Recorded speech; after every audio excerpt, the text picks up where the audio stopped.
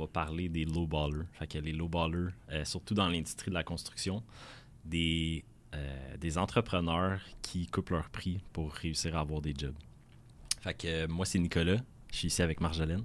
Puis, dans le fond, c'est ça. Donc, avec la situation économique actuellement, il y a beaucoup de low-ballers. Donc, dans l'industrie, surtout de la construction, comme je disais, ça vous est sûrement déjà arrivé de faire une soumission pour un client. Finalement, le client vous rappelle, il vous dit qu'il a reçu une soumission à la moitié du prix, des fois même encore moins cher que ça.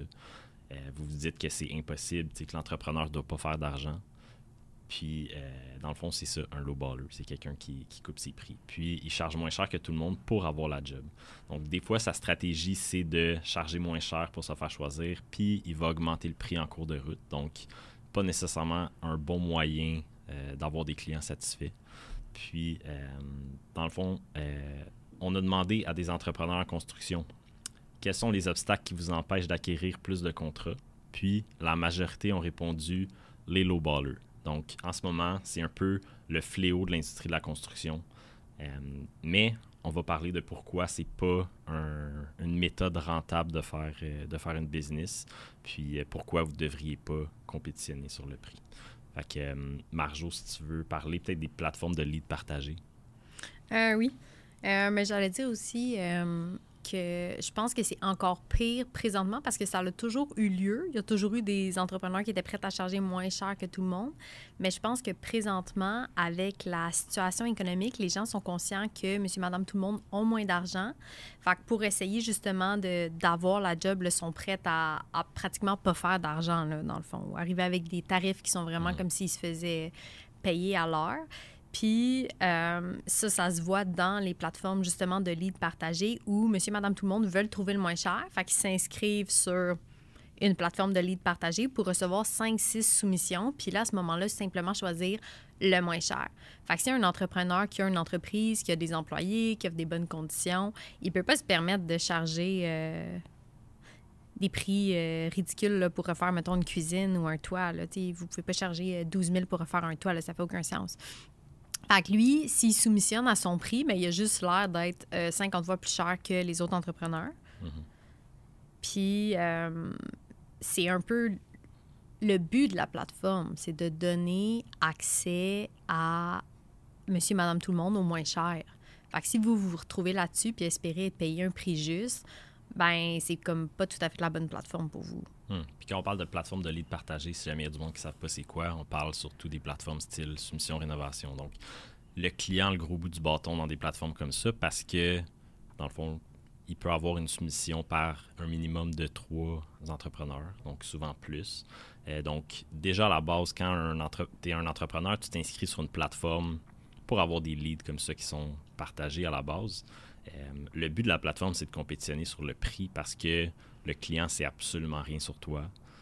Fait qu'il va choisir nécessairement la soumission la moins chère. Donc, on vient un peu se couper d'essayer de gagner un contrat avec notre service, avec comment on se présente envers le client, avec d'autres choses que notre prix. Donc, c'est de penser aussi, si vous magasiniez quelqu'un pour faire un service pour vous, fait que, mettons, pour refaire votre cours, comment vous magasineriez ça? Si vous allez sur une plateforme de leads partagés, c'est probablement parce que vous voudriez magasiner les prix et être capable de choisir le meilleur deal. Mais si vous voulez créer la cour que vous voulez, puis que vous avez les moyens de payer pour avoir cette cour-là, ou que minimalement vous avez recours à un financement ou quelque chose, vous allez prendre le temps de magasiner en ligne. Vous allez voir des images Pinterest, vous allez aller voir sur les sites des entrepreneurs est-ce qu'ils sont capables de faire des réalisations similaires, quel genre de projet ils ont fait. Vous allez regarder un peu leurs médias sociaux, puis voir ça ressemble à quoi, est-ce que c'est le genre de cours que je veux. Puis là, vous allez communiquer avec eux, puis espérer un peu que ça confirme que c'est le genre d'équipe avec qui vous voulez travailler ou minimalement le genre d'entreprise que vous voulez avoir dans votre cours. Tandis que des services de lead partagés, les gens vont même pas voir le site Internet là, de l'entrepreneur. Vraiment, ils attendent la soumission, puis bon, ben, il y en a un autre qui est passé, puis vous êtes plus cher, ben, comme à la revoyure. Là. Une petite pause du podcast pour vous dire merci beaucoup de nous écouter. Allez nous follow, allez nous donner une note 5 étoiles sur Spotify. On n'a aucune publicité pendant le podcast, donc c'est vraiment la façon que vous pouvez faire pour nous aider si vous aimez le contenu. Donc, de retour au podcast.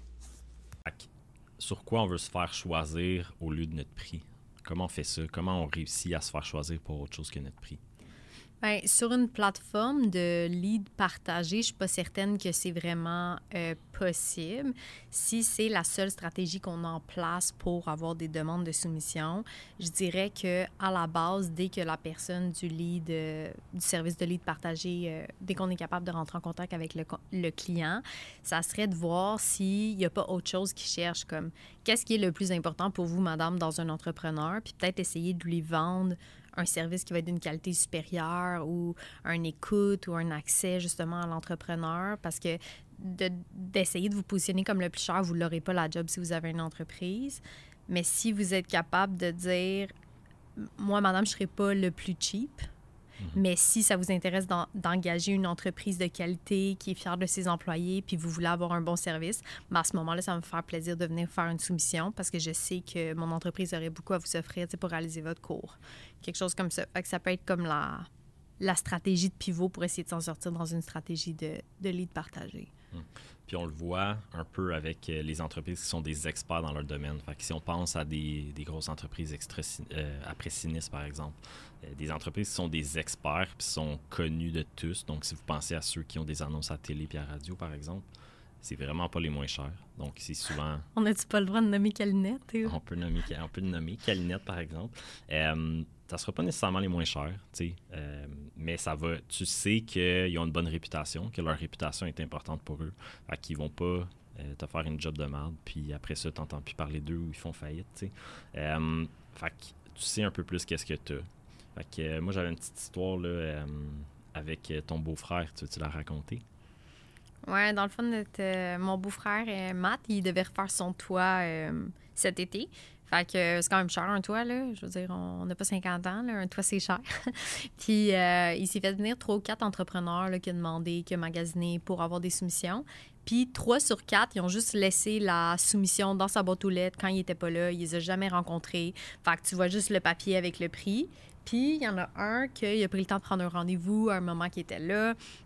Il s'est présenté, il a donné des conseils un peu. Il a dit, écoute, j'ai remarqué que tes gouttières étaient vraiment maganées ou crottées ou whatever. Je vais les arranger. Puis là, écoute, telle chose, telle chose. Fait que, il a commencé à vraiment créer une relation de confiance, positionner comme un expert. Puis, honnêtement, ce que mon beau-frère disait, c'était pas le moins cher, mais c'est définitivement avec eux que je voulais travailler. Tu sais, c'était pas une question dans sa tête, c'était avec eux qu'il voulait travailler. Puis sinon, les autres, pourquoi il voudrait travailler avec eux? C'est juste un prix.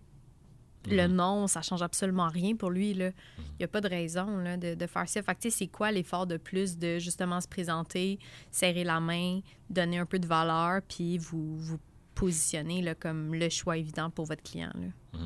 Il y en a peut-être qui vont répondre à ça, qu'ils ont trop de soumissions, ils n'ont pas le temps d'aller rencontrer le client. Peut-être que... Je sais pas ce que tu en penses. Une solution à ça, ça serait peut-être de trier un peu au téléphone avant d'aller faire la soumission si le client il fit un peu avec votre compagnie. S'il veut juste négocier sur le prix, est-ce que tu vas aller perdre ton temps là? Donc, il y aurait peut-être des petites questions à poser au client avant de se déplacer. Définitivement, des questions à poser, c'est certain, ou des préqualifications, ou déjà dans les communications sur le site Internet, si vous vous positionnez comme l'expert, bien, déjà le client qui va rentrer en communication avec vous ne va pas s'attendre à avoir à négocier sur un prix. Vous savez que vous mettez, mettons, des intervalles de prix sur votre site, fait que le client est comme qualifié parce qu'il connaît un peu la valeur du projet.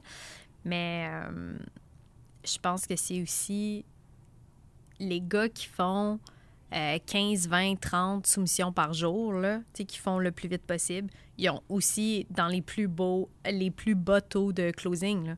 Souvent, ceux qu'on rencontre qui font 10 soumissions par jour sont en bas de 10 de closing rate. Fait que dans le fond, ils perdent leur temps. Là. Fait que si vous n'êtes pas capable de bien les faire puis que vous n'êtes pas en moyen d'engager des vendeurs ou des représentants ou former d'autres personnes de votre équipe, faites-en moins, mais closez plus. Vous allez arrêter de perdre votre temps puis vous allez faire plus d'argent. Ça revient un peu comme on parlait au lead partagé. T'sais, si tu soumissionnes toujours sur des jobs qu'il y a 5 autres entrepreneurs qui soumissionnent, c'est sûr que ton taux de closing il va être plus bas. Par contre, si tu éduques tes clients, tu as une image d'expert, puis les gens peuvent déjà un peu regarder ce que tu fais, la qualité de ton travail, peut-être avoir regardé des vidéos sur ton site, un peu de l'équipe ressemble à quoi, comment tu travailles, ben il va peut-être t'appeler en premier, puis attendre ta soumission avant d'aller sur soumission rénovation ou avant de faire appel à plein d'autres contracteurs. Fait qu'à ce moment-là, tu peux juste compétitionner contre toi-même, pratiquement. Là. Donc, si tu es capable de faire bonne image, tu peux un peu, si tu veux, enlever la compétition. Bon, on parlait de Calinette, là, tantôt, là. Les gens qui appellent Calinette, ils n'en ont pas appelé d'autres, là. Mm-hmm. Ils disent, on a eu un dégât d'eau, fuck, on appelle Calinette. Mm-hmm. C'est pas mal ça. Puis c'est ça leur annonce aussi, là. C'est des appelés. Ouais, c'est ça. Mais tu sais, si on pourrait en parler à un autre moment de la publicité, mais justement, c'est peut-être un moyen de te démarquer un peu de la foule. Là. C'est sûr qu'on parle de publicité à télé et à radio. Il faut avoir un minimum d'envergure pour considérer ça. Mais bon, on en parlera à un autre moment. Là.